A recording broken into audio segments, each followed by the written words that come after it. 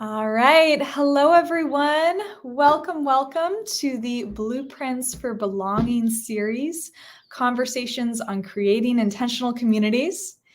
My name is Cynthia, and I'm going to be the host for today's session, and I'm joined by the wonderful Jean-Marc, who I'll introduce shortly. And yeah, thank you for your patience. I know we're getting started a little bit later. Ooh, much better background, Jean-Marc. I like it. And I don't have a very snazzy background today. I'm actually on a Vermont eco-village tour. So we're on day 4 of an 8-day journey visiting intentional communities throughout Vermont. So right now I'm calling in from Rah Village in a small community in rural Vermont. And I'm sitting in a screen porch, which is quite warm today. We don't get many hot days here in Vermont, but this happens to be one of them. And it's just been a wonderful journey so far, traveling with a small group, visiting all these different communities, some urban, some rural, some small, some very large. So I'm excited to be in the midst of all of that while having this conversation. Okay, so I'm going to bring forward my short presentation to get things started. So once again, if you're just tuning in, you have found your way to the Blueprints for Belonging series. It's an event that we do every month on the first Tuesday of the month, although the first Tuesday of the month, and last week, if that was the first Tuesday, we didn't do it because of the holiday week. Okay, so this is an event that we're hosting on StreamYard. So you might be watching us on one of the platforms that we're live streaming to, Facebook and Instagram and YouTube. And some of you are actually here with us on StreamYard. So I'm going to focus in on the questions that you ask. And please put your questions in the comments. I love using the comments as a space for us to engage with each other. I want this to be really a group conversation around themes related to starting, building, and maintaining intentional communities. So if you could go ahead and find the chat box now and put in a little introduction, I would really appreciate that. If you could share where you're calling in from. If you live in an intentional community, I'd love to know which one. And also, what brings you here today? What do you hope to learn or get out of this session? Okay, so your name, where you're calling from, and why you're here. Go ahead and find the chat and put something in for us. And while you're doing that, I'll just share a few more announcements. So hopefully, you've been coming to these Blueprints for Belonging series for a little bit now. As I mentioned, we are doing them monthly. So that means this is, I believe, episode 5, and you can go back and watch some of the previous episodes on a variety of places. These are the 2 organizations that host the event. So the Foundation for Intentional Community has a wonderful YouTube channel.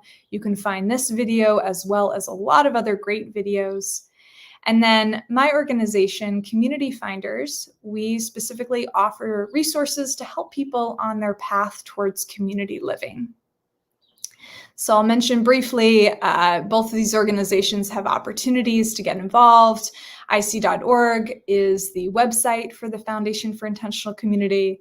They've been around for decades and provide a lot of events free of charge, including this one. So if you feel inspired to make a donation, I'm sure they would much appreciate that. And likewise with Community Finders, we have a variety of programs you may be interested in, including the one-to-one community matchmaking, where you can have a session with me and I can help you find an intentional community to join, as well as our ongoing membership programs for those who want to find and found a community. And this event here today is specifically part of the Community Founder Circle. So I know we have a lot of people joining in, and Jean-Marc, this might be helpful for you to hear. A lot of people joining who are here because they are in some stage of the process of beginning to create an intentional community. And I know you have a lot of things to share, especially I'm curious around the technology and the infrastructure aspects of community building. All right, so that's all that I have for the moment. I'm going to read now briefly from Jean-Marc's bio that he submitted, just so you have a taste. I can save him a little bit of time. So Jean-Marc is a senior technology professional who has helped lead global smart cities and housing innovation teams and is now co-creating regenerative communities with automated home building and low-cost housing, which I know is a huge interest to many of the people in our network, really curious about how do we create not only good eco-housing, but also make it affordable. Jean-Marc is a director of Geoship Domes and Regen Villages, building climate resilient living with integrated life support systems of food, water, energy, transportation, and waste to resource management. Regenerative communities are connected to each other with a secure but open smart cities platform for real-time innovation inside bioregions. Amazing. Yes, that is the dream. I'm so excited to hear about it. So I'll just remove my screen share. And yeah, thank you so much, Jean-Marc, for making the time today. I'm really excited to have you here with us. Right on. It's so great to be with you again, Cynthia, and congratulations on all your effort over the past couple of years. I've been watching Cynthia unfold her journey and I've sent many people on the pilgrimage for sure. It's so great to have these tours and guides along the way. As you know, Cynthia, it's just like remarkable how many people are jumping into this new way of living and tickles because some of us have been on this journey for a decade and we're like, why are we not going this direction fast enough? And all we needed was maybe some compounding crisis, Yeah. housing, food, climate, all these things kind of really steer many, many more people in our direction. And it's exciting because we have people like yourself and a lot of the infrastructure here ready, poised to kind of take this on for groups that are on the call here. And just kind of reading some of the chat here to see where people are from and the type of communities that they're getting started, um, both near and far. So you got most people are from America. Is that correct, Cynthia? I think so. Yeah, that's what Yeah. I'm seeing as well. Somebody in Chicago and Maryland, Kansas, New York City. Cool. All over. Awesome. Cities, rural, Yeah. and yeah, so it's quite cool. And I live up in British Columbia, Canada, and my company Geoship is down in Nevada City, California. It's a kind of 2 hour flight away. Roughly the same bioregion. It's just a little bit more precipitation up here in British Columbia, and then Nevada City, California, which is very dry and very fire prone, but desertification is pushing north to us, and BC will be on fire here momentarily. I'm looking out my window. It's quite nice today, but we've got some serious climate issues happening. So that is why I'm involved in climate resilient infrastructure. So it's really great to kind of get groups of people together and co-create our regenerative community or intentional community.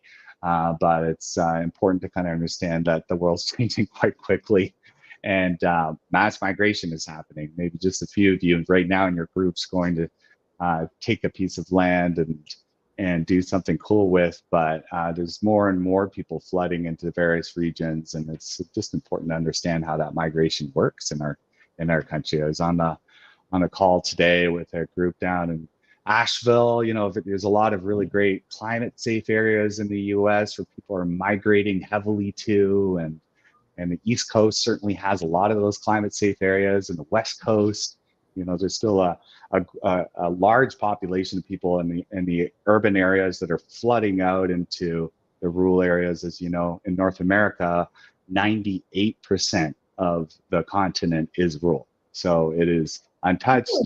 Only Wow. a tiny, tiny little bit is actually urban. It's so tiny, even though a lot of the emphasis is placed on, we got to fix urban problems, fix the city problems. In all reality, I think people on this call will appreciate the fact that I think the opportunity for climate safe and resilient development is in rural. So this is why we're here today. You're doing tours all over the country and around the world. It's just remarkable how people are co-creating these new communities. So, Yeah. yeah. Yeah, great. It really is. And here in Vermont, we're considered, I think, one of the more climate safe regions. I'm curious if you could unpack for us a little bit more what it means, because I know here in Vermont, we're considered more climate safe, and we've been having these torrential rainstorms. So actually, the village that I'm visiting right now, the person who gave us a tour just an hour ago was talking about, okay, so we can anticipate the heavy rains coming. How do we adapt to that to utilize that water, maybe for more hydroelectric or creating more swales to hold it on the land?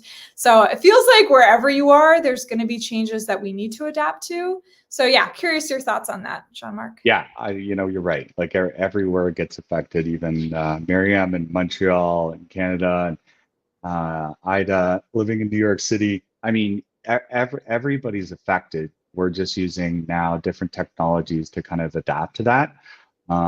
Personally, I would rather more rain than wildfire, but once you're in a flood, you kind of say the same thing. You're like, I wish I had wildfire instead of a flood. So in the end, I don't know what the future will hold. If we kind of look, far forward in 10 or 20 years, perhaps half of the population is living more nomadically like we used to be. And in Canada, we had big resurgence of understanding by the entire population around Indigenous living, and that just came through a series of events over the past decades. And the Indigenous wisdom would say, why do you need to put down in one place forever? Like, why did we decide to kind of put something there forever? So perhaps in the future it's, semi-nomadic and permanent. It's kind of a combination of things. But for now, given the real estate that we have, I think it's really important to build in a whole new way. And that's why we're on with GeoShip. And GeoShip is kind of a revolution in building. It's an all-natural home, and it's made with a very resilient and very common material called ceramic. You've heard of it before. It's super abundant, very easy to obtain from the earth. It's not mined. It's like clay that's sitting under your feet right now and modified with different natural ingredients. And you can form one all natural home. And it's one material instead of the box that many of us are sitting in that are hundreds of materials. And quite often, most of them are toxic. So we're kind of moving into an era with material science where we can really shape up a home with one material. You've seen all sorts of earth chips and different earthen structures, some people building with all wood, and some people building with whatever material that they know are commonly used. But now we have, with the addition of extra technology, and for us, it's a mission to make the most affordable home, the best home on earth, the most affordable. And to do that, we're going to have to scale quite quickly. And so we've chosen automated home building as the way to get millions of people involved in these homes and ultimately regenerative communities. Wow. Yeah. That's an amazing vision and mission. And I love how you, it sounds like, have figured out a model of construction that is easy to replicate, as you say, make it automated. And is that how you're able to do it so affordably, because of just the single material and then the at scale manufacturing? Yeah. It's just like anything, I mean, we've been making cars with robots since 1961. And for whatever reason, and you and I could probably unpack this with your guests, we built layers upon layers in this real estate pyramid scheme, which include all of your favorite candidates that we like to poke fun at, whether it's government or the real estate agents or the developers. But we ourselves have invested in these kinds of homes, right? So we're all part of that low moving housing innovation game. And the advent of the tiny house and your work with eco villages, all this work that your partners have done for decades, finally caught on, where people are saying, there's something different. We don't have to necessarily be subjected to $1 million box. So it's key to kind of unpack that from the first principles thinking. If you know what that is, it's just really not thinking in a generic way. Well, I've got to buy this house because that's what's for sale, and thinking differently. And that's what your eco villages allow you to do. People get to go and chill out in a beautiful village that's directly connected with nature and reimagine a new way of living. But for us, it's great that we have these eco villages around the world for people to visit, but we need 10,000 of them quickly. So, picking up on these beautiful technologies that we have co-created as humans, we need to piece together a new way of which we can assemble not just a home, but every component of our infrastructure that we need to survive on this ever-changing planet. Yeah, absolutely. So good. Yeah, I think that, some of the comments we're getting are really speaking to this. David is sharing how the housing market in my general contracting work is so insanely unjust. The price of buying a home is unjust and only achievable for upper middle class. This reality is why GeoShip intrigues me. Thank you, David, for that comment. And then Eddie has a question, which I'm hoping you can speak to. I have designed an off-grid capable house to build within an hour or two radius of Washington, D.C. Could I use GeoShip technology in this building? Yeah, that's great. Yeah, absolutely. So we're kind of like a cornerstone, a key to the regenerative community movement. We're starting with the most expensive thing, but all of the expensive things in your life. You've got housing, and then you got food, and you got mobility. People just accept because we're Americans. We're like, we got a car, but little you know how expensive that car is, and it seems to be getting more expensive with repairs, right? So that's a core component of what I call crushing the cost of living. So GeoShip is really just kind of one component that unlocks new ways of partaking in this endeavor. And yeah, Cynthia, you mentioned my smart cities background, and some people get scared about that, but it's just a way in which we can kind of connect sensors to this environment that we have, whether it's the built environment or the natural environment, and reimagine digitally what we want to co-create instead of using the old technology, which is this. You and I are talking right now with your audience. It's a very old technology, this language that we're speaking. So the new language is really just absorbing data from the built world and the natural world to reimagine in a digital environment what we should be doing. And really, realistically, we can plug in all of the work that these wonderful eco villages have done, and then some, plus all of nature's data sets. If you want to kind of go on and read, I highly recommend picking up a book that just came out. It's from Nadina Hale. And I think, Cynthia, I've mentioned to you The Nature of Our Cities. And she's done a program for many years called the Internet of Nature, where she's directly connected low-cost sensors to nature, to the natural environment, allows us to really understand, first of all, what that tree is doing outside. Maybe you're looking at it from one perspective, what is it really feeling? What does it need right now? Your garden, what does it need? What is the general the topography and geography and geology saying with the natural world around you? So she's been at the forefront of really measuring that with hundreds, if not thousands, of experiments around the world. And we can take all of nature's data sets by the millions and put it into machine learning and AI and really interpret a better world. So it's really using what people believe are the principles of biomimicry. So to answer your question, that's a long-winded one. GeoShip is just one instrument. I think we lost Jean-Marc there for a second. There you go. Yeah, just for a second. Okay. Yeah, well, okay. We got it. You had finished your thoughts, so that was perfect. And thank you, Lauren, for putting the link in there to Nadia's website, The Nature of Our Cities. Perfect. Yeah, yes. Perfect. Yeah. So the GeoShip is just one tool of many tools that we can bring together as regenerative communities. And yeah, for sure, we can have one in your community, and I can give you a little update on the company. Great. Yeah, we're opening up reservations again in the next month. We have already 55 million in orders to satisfy. So we are just ramping up our first manufacturing this year in Nevada City, California. Um, and the orders begin later this year into next year to send to the first regenerative communities and accessory dwelling units around the world. And Can you say then, that number yeah, again? I'm sorry. Can you say that number one more yeah, time? yeah, we have 55 million just on the books. I mean, that's not including all these wonderful communities that are on the call right now that would love to have a few geoships, if not an entire village, right? So, it's a big pipeline. We have a lot of work to do as a company, but it's in support of everyone else. So this is the first time where we're creating a housing company that you own.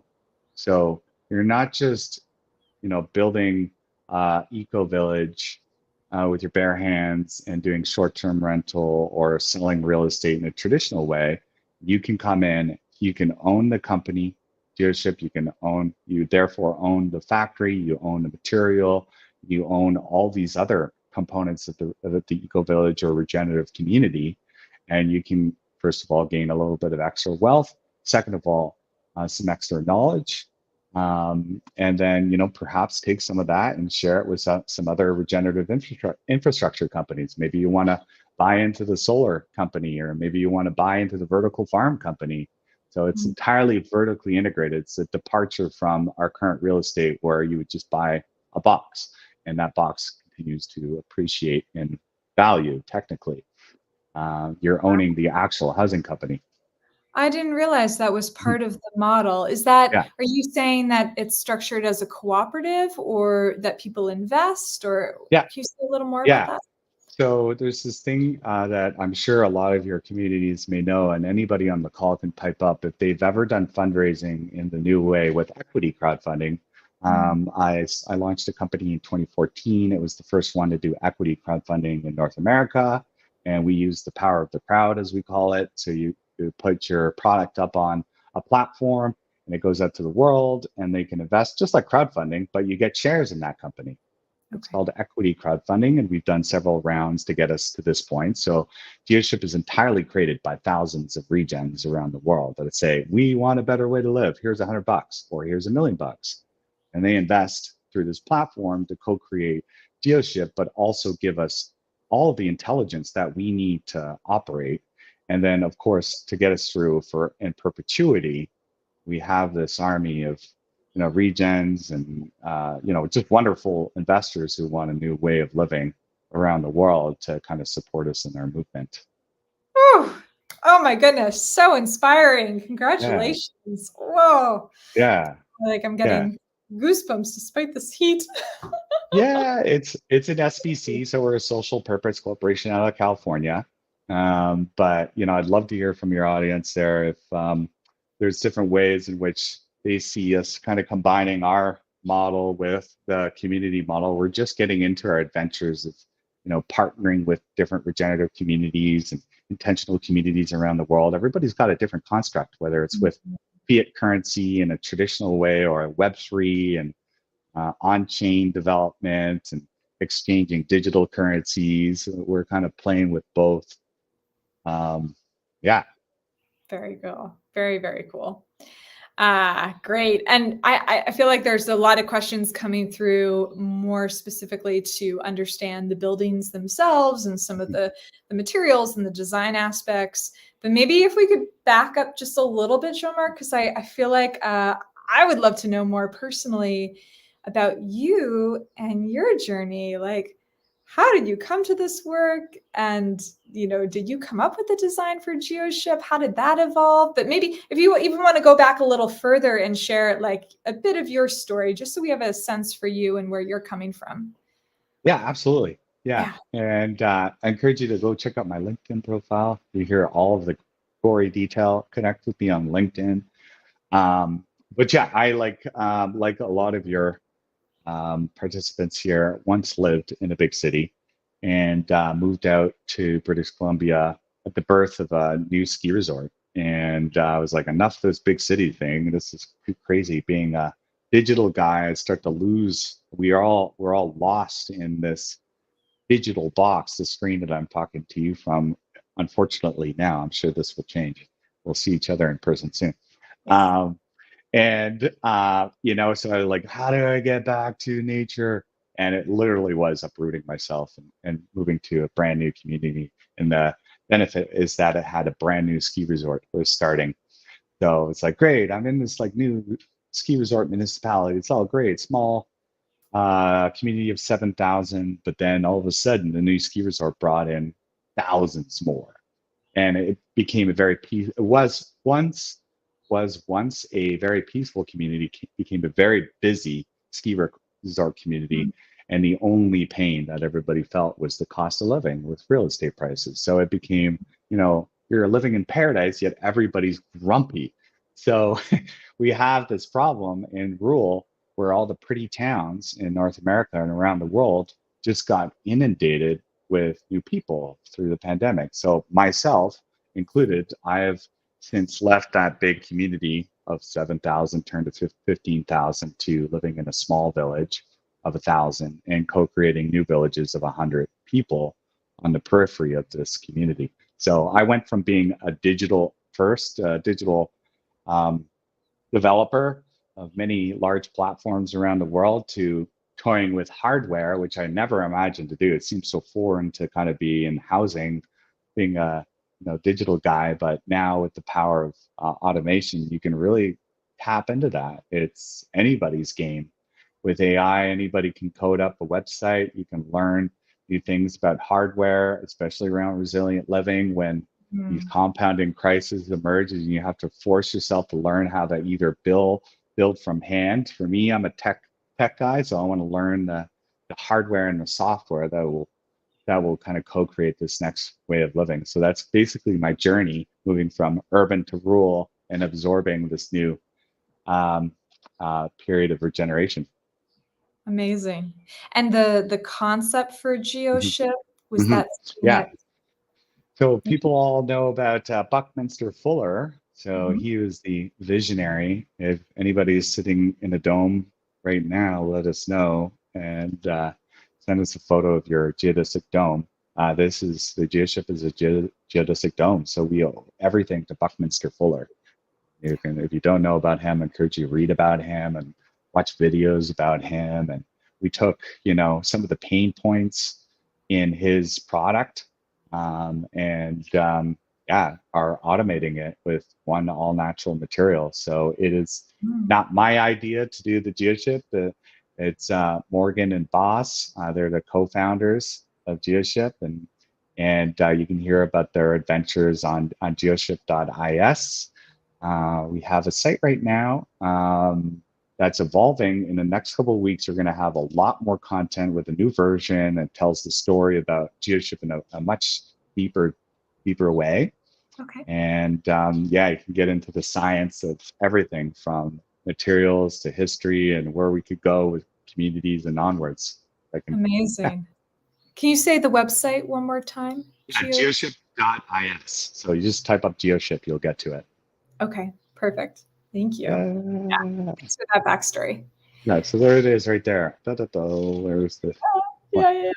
we have one prototype in Nevada City, and it's 60% reduction. Roughly, it's 60% reduction in the cost of housing. It's about an 85% reduction in embodied and operational CO2. We're saying it's almost disaster proof, but it's climate resilient to fires, hurricanes, earthquakes, made with one all natural material, not hundreds. It says zero mold growth, zero waste, a whole new category of housing, low cost, high differentiation. It's not your standard box. It's something very different. It's not for everyone. People are like, oh, a dome. Where do I hang my art? Lots of questions around that, but I'm sure your audience is really keen on trying new shapes and sizes, and we're going to be living in an infinite amount of sizes here. So, Yes. Sure, they're into it. They're into the funky shapes. That's Great. right. And then we have a question here from Yana. What is the frame made of, and who's supplying you with the ceramic? So it's a great question. It's all ceramic. The frame's ceramic, panels are ceramic, the furniture can be ceramic, everything can be ceramic. Or you could choose to kind of put some wood furnishings in there if you'd like. You could do whatever you want. The cool thing is that, yeah, it's again a very abundant material. It's everywhere. There's some big ceramic facilities in the U.S. There's some in Ohio and California. We're partnered with a variety of ceramic suppliers and manufacturers, and in America, there's no shortage of that. All over the world. So yeah. Gotcha. Cool. It's cool to know it's so abundant. And then there's a question, I think you touched on this, but people are just really curious to understand how this design makes it resilient in the face of a variety of natural disasters. And Remy is also curious if there's basement plans for any of the designs. Yeah, good questions for sure. You know, so last year, like we shattered the record for $1 billion disaster events, and now insurance companies are pulling out of insuring all sorts of homes. So it's becoming really difficult. But we hope our product is going to really come in there and and and and be available. So we do have to get them out into the wild and tested within these climate-prone areas, and see how it all fares in terms of exactly how hot it can get and how wet it can get. But that's the beautiful thing about a dome. It's the strongest building known to man today. That is the superb engineering of the geodesic dome. First and foremost, it's just a powerful structure, and it's actually quite easy to assemble. So for the geoship, it's just a small team of regular people that can kind of put that together, and quite quickly, with automation, it should be really easy for any individual. And I think that's the goal of the future, is for anyone to be able to set up your own home. Even a tiny house is quite complicated to 9 out of 10 people. It should be easy enough for 1, 2, 3 people to put together a home, and that's our goal. And then you could set up a home like geoship, and it lasts 500 years on the ground, unless you decide to pulverize it and return it back to the earth at some point. Okay. Yeah. Very neat. So yeah, on top of that, we can talk about a lot of health importance. So climate is one thing, and your health is probably second fiddle. You don't really think about. You're like, how is this toxic material or all this stress of people under financial or climate stress around me really affecting me, right? And so it's the beautiful thing about living in an all-natural structure, and living in the round, a very organic shape with a crystalline nature. Yes, beautiful. And are they able to be insulated? I know I'm in a cold climate, so that's a big concern of mine. Yeah, so they're insulated. You can have a thick cavity, and you can blow it with an all-natural insulation, Havelock wool, or whatever you'd like. You can make an R value of infinity. But the difference here, and like it's really important, and some of your guests have probably been hanging out in a dome, but it circulates the heat in a totally different way when you use a more natural shape. So you're using a round, you just have a tiny little circulator, and you're circulating that heat much more effectively than this box that traps the heat in 100% of the buildings. So it's the shape, it's the cavity. We can make it thick or thin. Again, automated home building is a wonderful thing. We can customize it to your bioregion needs, and then adapt over time for different HVAC technology. Okay, great. Yeah, so we have some questions here about where are these being built, but I want to make sure people understand that the building itself can be adapted to a variety of climates and to meet a variety of environmental situations. And I think you had mentioned, Jean-Marc, that you have a demonstration dome in Arizona. Is that where your factory is, or? Yeah, Will yeah. we? So in Nevada City, California is where we have the prototype, and we have our facility in Grass Valley right next to Nevada City. So we'll be pumping out these units later this year. At some point this year, you can kind of go and tour the prototype again. But yeah, everybody's eager to go see it.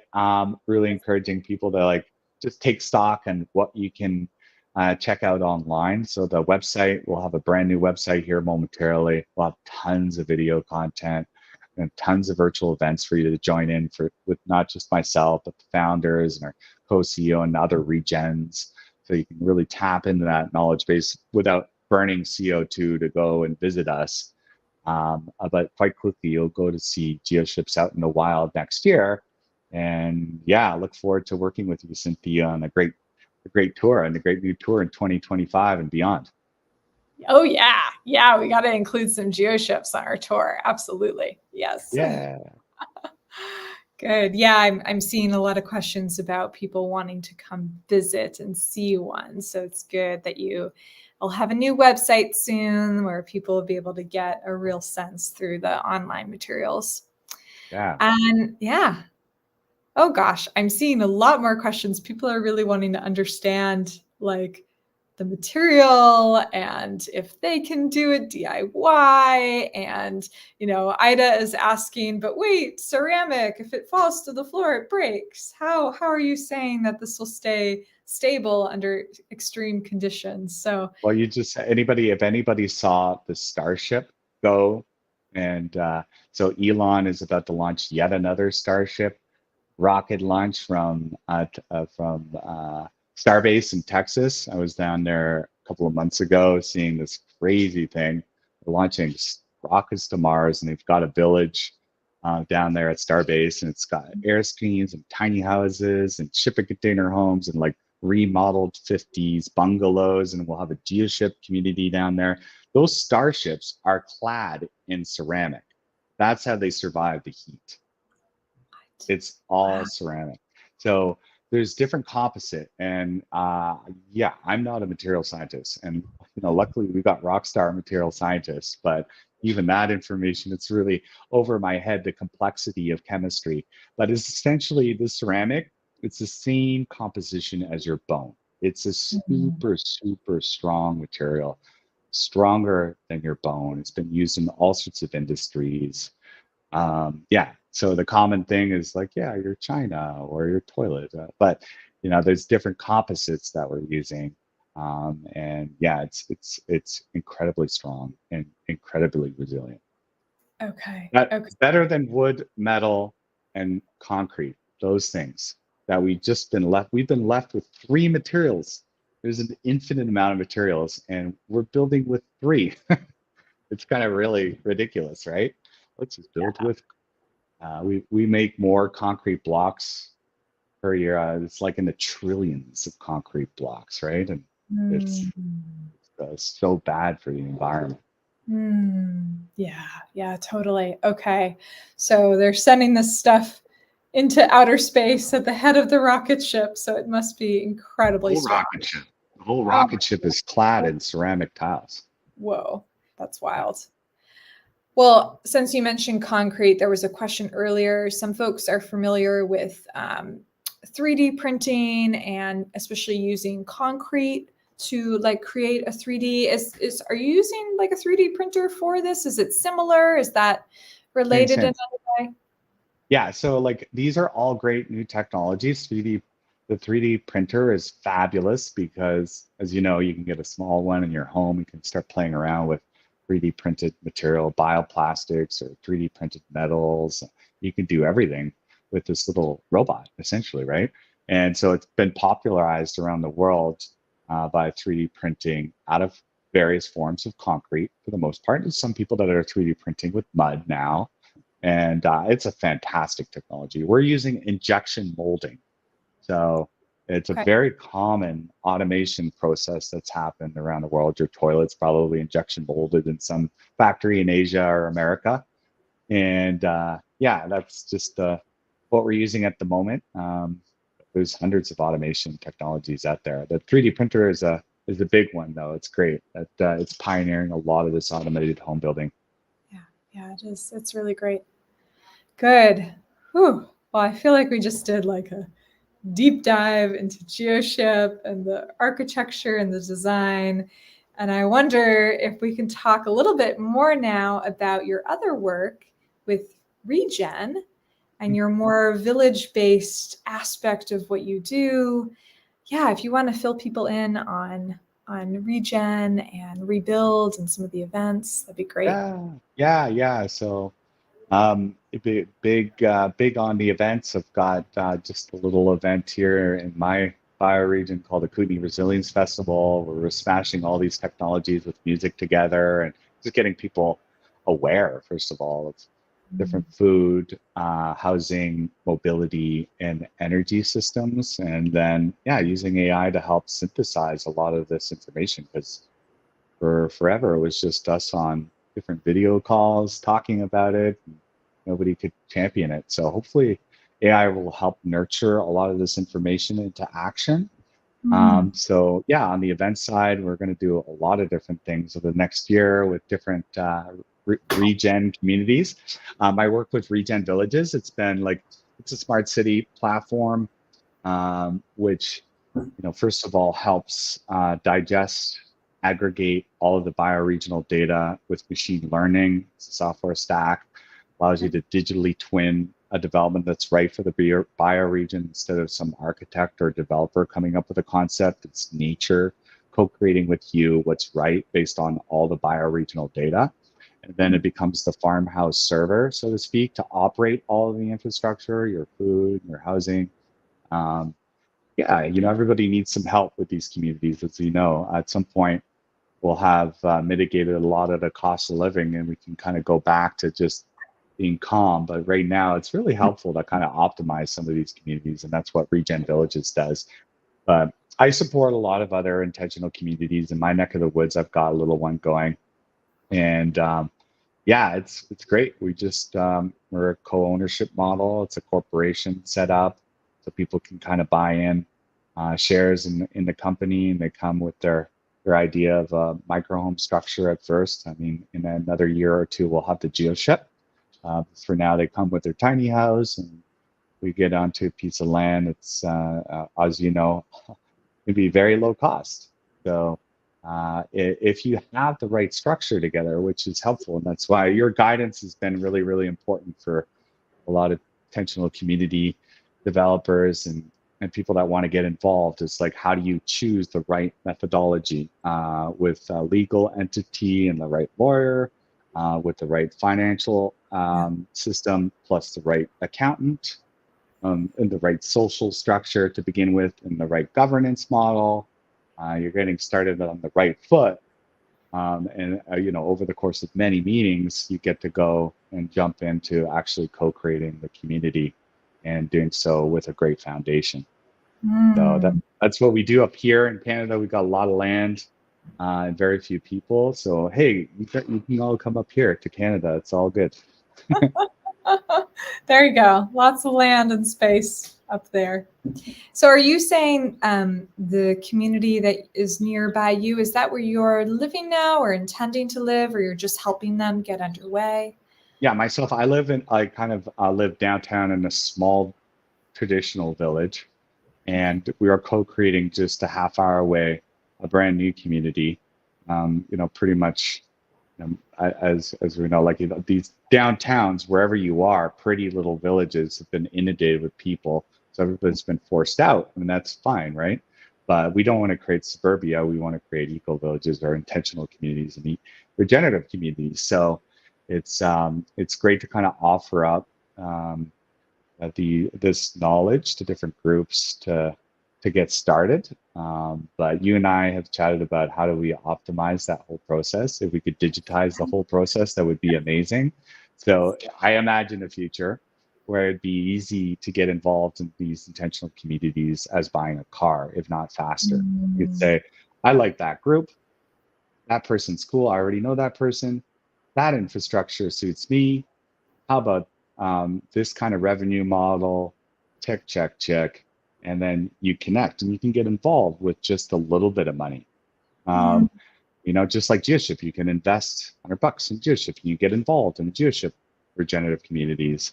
You get to learn about geoshift. You could invest $1,000 in an intentional community and be part of co-owning that intentional community. And you're great. I want to put more money into that, or actually I want to spread my money around and be part of a co-living network.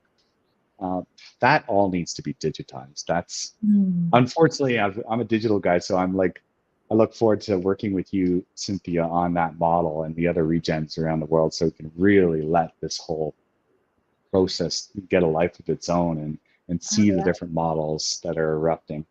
Yes, yes. Oh my goodness. Yes, so inspiring.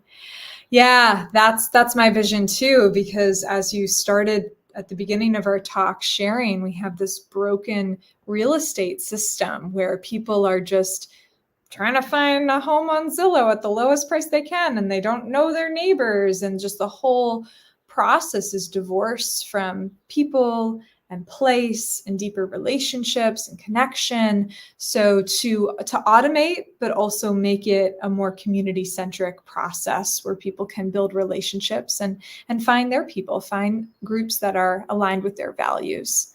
That's very Absolutely. much. Yeah, if we can get to that critical mass of people, and I'm not saying, we need to automate absolutely everything. I'm not this like crazy tech has got to be everywhere thing, but it is a great way to accelerate this change.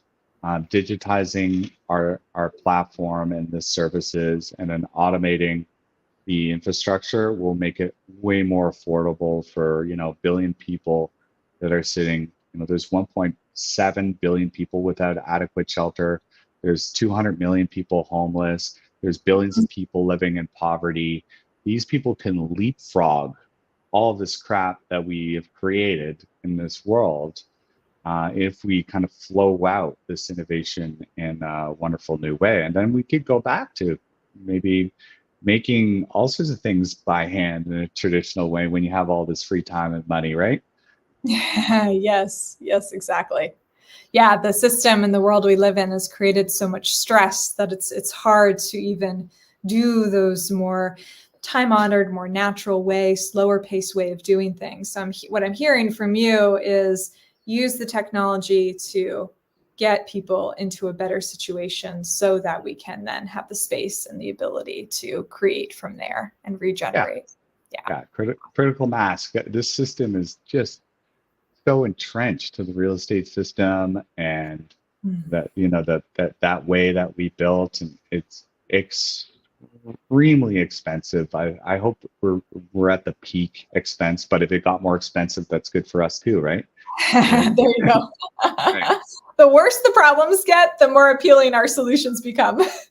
Unfortunately, I say like rip the Band-Aid off. Wildfire is a good thing. In our neck of the woods, it makes us like accelerate innovation faster, and food resilience, food security, and energy security. All the things come faster the worse it gets. And but people like to gripe a lot, as you know, all over the world, especially in North America. They're like, oh.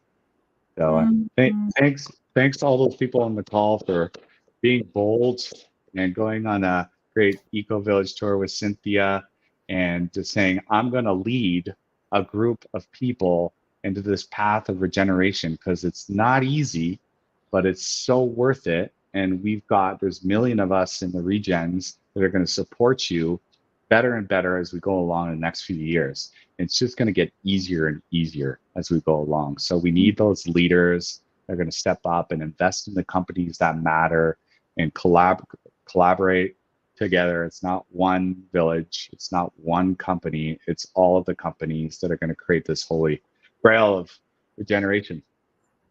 Hear, hear. Yes. Woo. It's a great rallying cry right there. I love it. Yeah. Yeah, I envision a day when all of this is just the normal way of doing things, when eco-villages and intentional communities, that's just the normal standard way, and everything else is peculiar and So fringe. peculiar. Yeah, I hope we'll laugh back in 10 years and like, wow, that transition happened so quickly. Can you believe what we used to live in? That was just crazy. Yeah. And I'm seeing it a lot with my work too, during COVID, but it really hasn't gone away. I would say it's just increasing the interest in more alternative ways of doing things in intentional communities. It's some days it feels hard to like keep up with, almost like, oh my goodness, really stumbling into something that the time has come for it. Great. And I see there's a lot more questions in the chat. And I would encourage folks to think about, what information you could probably find on the website and which things would be really good to ask Jean-Marc while he's here with us. I wonder, Jean-Marc, if you see any questions that strike your fancy. We have some around the actual costs per square footage for a fully finished GeoShip. Asking about the company itself and if it's, its investments, and also if Indigenous communities are involved at all in this process. Oh, yeah. Yeah, so you can send me an email. I can send you some other deeper material to dive into. Also connect with me on LinkedIn. If anybody is starting a regenerative community, like really starting it, like have a group together, perhaps some capital, I'm more than happy to kind of connect with you and take a deep dive on GeoShip and related infrastructure. We're working with indigenous communities. It's quite remarkable in North America. We have in my bioregion, we have the Sinaiaks, and they got slammed with this border, which is between Canada and the US. It's the world's largest unprotected border. And so the Sinaiaks got stuck in Colville, Washington. They used to go and, spend their summers up here in the Kootenays and hunt, berry pick, but when we created that political border, they got stuck down in Colville, and now they just came back up. We set up an office nearby me, and they're kind of working on regeneration in different aspects in a traditional way that's kind of aligned with government so as to appease the authorities. But over time, we're going to work with them on new communities, and it's certainly happening. So it's remarkable to see that. The costs are all on the website. Again, the new website's coming out. We're going to have all sorts of new details on the cost. There's new things that are included in the GeoShip. It used to be just a shell that we're offering. Now we include the plumbing and electrical, include a setup for you. So we'll have a team to come set it up very quickly. So there's going to be some extra costs, but it's like anything. It is what it is. We're going to start with a medium-sized dome at first, and then move to the small domes that are modular, so they connect like Lego. The material is just like cement in a sense, where you've got a hard and a soft, and they kind of come together, and they form a tight bond that's solid for 500 years. It's quite easy to put together. Okay, great. Yeah, and I see the questions and comments are really flying here. I think this is a really rich conversation for people. Yeah, there's a question about urban areas, not just lots of urban. Anybody living in an urban area right now that wants, like, I've got a great group in LA right now of the disenchanted housing department in LA is like, oh my God, we can't keep doing it the same way. We're co-creating a living laboratory. Anybody that's living inside of an urban area right now, if you can't quite leave the big city, which I encourage you to do, then just work with the others. And there are millions of them in your city that want to co-create an experimental zone. This is one way to bend the rules. You create an experimental zone. Like in digital tech, we used to build a sandbox or a playground for developers to co-create our digital product. And now you can do that as an innovation center in your city, and bring on these new modalities. So whether that's in a traditional way or a non-traditional way that includes technology, just set up a living laboratory for people to bring in all of their new tech and old tech and co-create a perpetually dynamic regenerative living experimental zone. And so a lot of cities are saying, we absolutely need to do this. It's the evolution of a farmer's market or community center. It includes more of this eco-village type activity downtown, wherever. And you can begin to say, well, this is what the infrastructure says, not what the rules say or the policies or the bylaws. This is what people want out of living infrastructure. And so you push from the ground up instead of the top down, the type Mm. of typology that you want in your community. And hopefully over time, we've done our work with digital to say, hey, actually, a million people want this kind of living instead of what you got on these antiquated rules. Yeah, but a key is like saying, hey, we need to bend the rules. And that's what you can do in your experimental zone. And there's no shortage of officials that are saying yes these days. They're saying yes to living labs. Cool. Mm. Beautiful. Living labs. I love that. Yeah. So I'm hearing utilizing urban spaces to create these experimentation zones to come up with innovative solutions that come from the people to go up. Yeah. Yeah. Beautiful. Yay. Ah, great. Thank you so much, Jean-Marc. I think we are coming up on our time. So I wanted to give you space for any final words you may have for everyone who's listening, maybe advice for somebody who's thinking of starting a new community or already has a project underway. Any parting words you'd like to share with folks? Yeah, connect with me on LinkedIn, Yeah. and be part of the GeoShip movement. It is, again, one tool in a whole suite of tools that your collective and our collective are all working together on. So you can sign up on the website and be part of our newsletters, and we'll let you know when the next equity crowdfunding campaign is imminent. So you can invest just a little bit of money, just a little bit to get started, and you get way more information on this wonderful regenerative movement. And then if you are setting up a regenerative community, go on a tour with Cynthia and experience all the others out there. Yes. And yeah, just really dive in physically and virtually. And that's the key thing, is just so many people are lost just watching YouTube videos, which unfortunately is the only source of housing innovation at the moment. Um, so go on a tour, get physical, explore the others in North America, around the world, and then follow along these companies that matter. And that GeoShip will unravel through our networks and our communities, all the others that you need to follow, that you could invest in today, that you can, first of all, gain financially on, second of all, with great knowledge on to help yourself and thousands of others. But be the leader. We need those leaders to step up. We're short of leaders. There's a lot of people that want in, but Cynthia can help you along the way and gaining those leadership qualities to accelerate your regenerative community. Yes. Beautiful. Thank you so much, Jean-Marc. Really appreciate all of your work. I think you just got a lot more people on Team GeoShip. So yes, we're behind you all the way. And I'm so excited for, more opportunities to connect and collaborate and hopefully see you in person sometime in the not too distant future.